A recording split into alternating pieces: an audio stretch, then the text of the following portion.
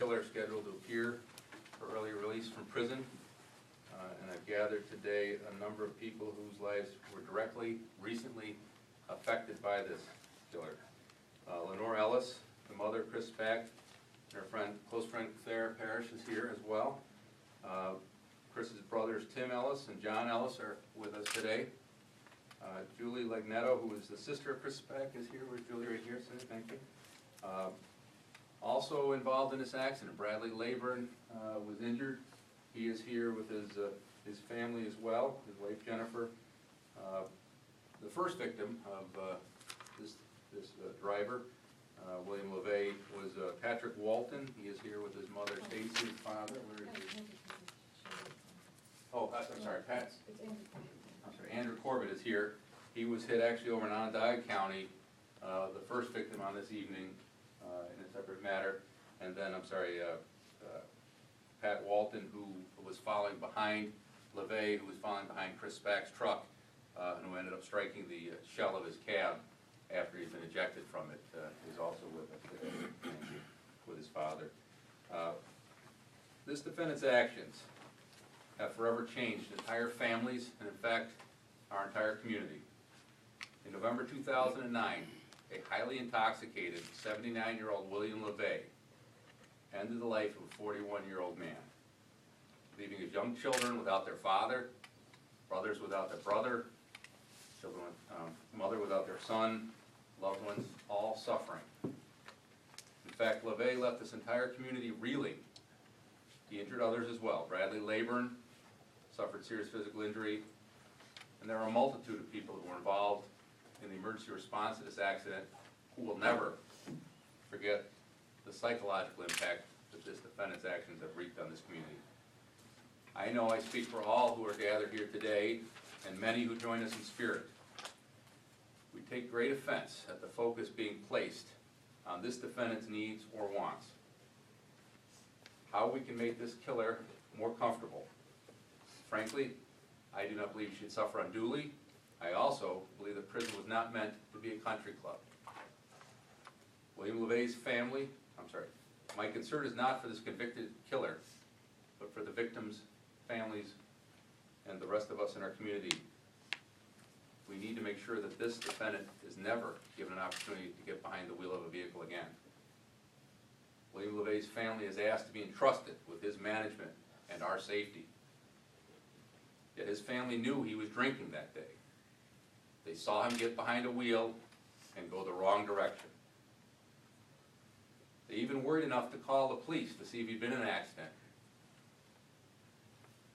But they chose to shield him from arrest rather than protect the public. They refused to give the police identifying information that might have stopped him before this incident. This defendant negotiated a sentence. He admitted his guilt. He avoided a trial where he could have had stiffer punishment. His sentence was agreed upon. He should serve his sentence. This defendant has a history, a 50-year history of violent conduct toward others, and abuse of the rights of others. Releasing this repeated, convicted, dangerous felon early is frankly a slap in the face of all of his victims in all of those years. We gather will do all that we can to prevent that from happening. We ask for the public's support in reaching this parole board to make them understand that this should not happen. If released, this defendant is believed to be relocating to the Pittsburgh, New York area. Senator Michael Nozzolio, who frankly voted against the legislation that would allow this to happen, the defendant to get out shy of his minimum release date, could not join us today. But he sent word that he shares and supports our efforts to keep William LeVea in prison. I quote his comments: "We need to consider the victim and the victim's family first. The pain and suffering that William LeVea has caused Christopher Spack's family, as well as Bradley Leyburn, can never be erased and cannot and should not be excused. We must continue to strive for zero tolerance of violence at all levels, and our criminal justice system must work to put the rights of victims first." This is from Senator Mike Nozzolio. We have in our handout given quite a bit of background, and I could sit here and read it to you, but what I'd prefer to do is ask if any of our gathered victims and family would take a moment and share their feelings with us. I know I've heard from many people personally about their anger, frankly, at what's going on here.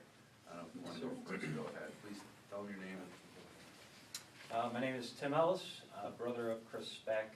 It's Timdellis. To hear this information a week ago, you can imagine the pain that it immediately inflicted on our family, the Levea family, and all the other victims that are here with us today. This man, William LeVea, has been a menace to society. He has injured and hurt people over and over and over again. And we just simply cannot have this man in society ever again. He is a threat to society. He is a dangerous man under the care of his family. He is very, very dangerous. So we can't have that. And we are going to do everything in our power and perseverance to make sure that that happens, that he remains in prison. Chris never had an opportunity to say goodbye to any of us. We didn't have an opportunity to say goodbye to him. He was, he was brutally attacked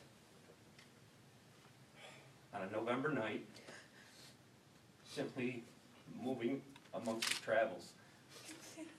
And out of nowhere, this man took his life. He doesn't deserve to be free. He doesn't deserve to go home, terminally ill or not. He doesn't deserve to go home and die with his family around him. We did not have that opportunity. Chris did not have the opportunity.